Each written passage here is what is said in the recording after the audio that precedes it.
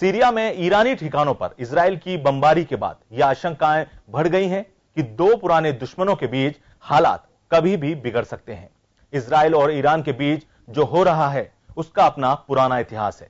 आखिर यह हालात कैसे बने, देखते हैं एक रिपोर्ट।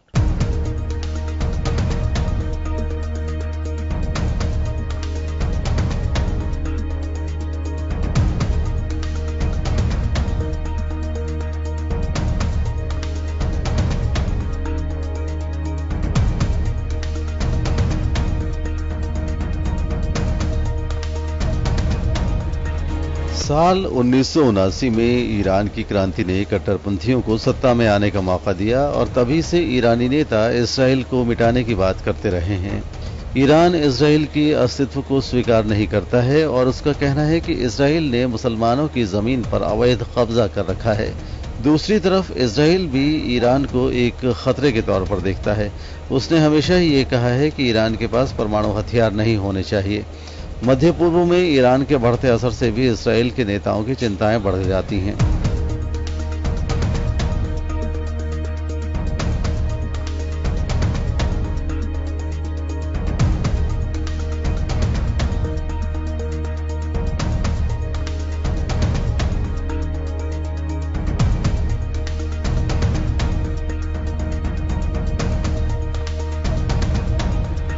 साल 2011 से ही सीरिया में जंग की स्थिति बनी हुई है और इजराइल बेचैनी से इसे देखता रहा है। सीरिया में बशर अल असद की सरकार और उनका विरोध कर रहे विद्रोही लड़ाकों के बीच चल रहे संघर्ष से इजराइल ने दूरी बनाए रखी है। लेकिन सीरिया में ईरान बशर अल असद की हुकूमत का समर्थन करता है। वो विद्रोहियों से सरकार की लड़ाई में बशर अल असद की मदद कर रहा है।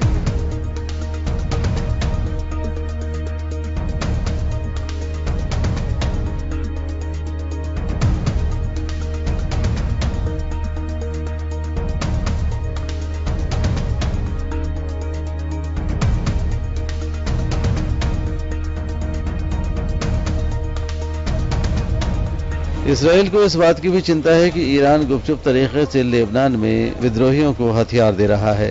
लेबनान इजराइल का पड़ोसी देश है जिससे वो खतरा महसूस करता है।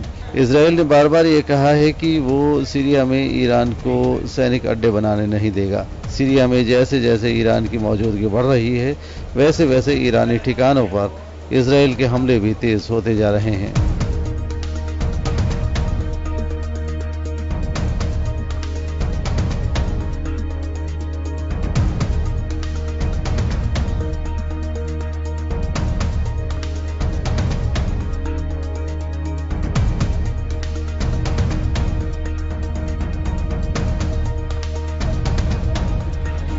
ईरान उन गुटों का लंबे समय से समर्थन करता रहा है जो इजराइल को निशाना बनाते हैं, जैसे हिजबुल्लाह और फलस्तीनी चरमपंथी संगठन हमास। अगर कभी दोनों मुल्कों के बीच लड़ाई हुई तो दोनों ही पक्षों के लिए ये बड़े पैमाने पर बर्बादी की वजह बनेगी। ईरान के पास लंबी दूरी तक मार करने में सक्षम मिसाइलों का बड़ा ज़ख़ीरा है और इजराइल की सरहदों पर भारी असलहों से लैस उसके पास एक ताकतवर सेना भी है।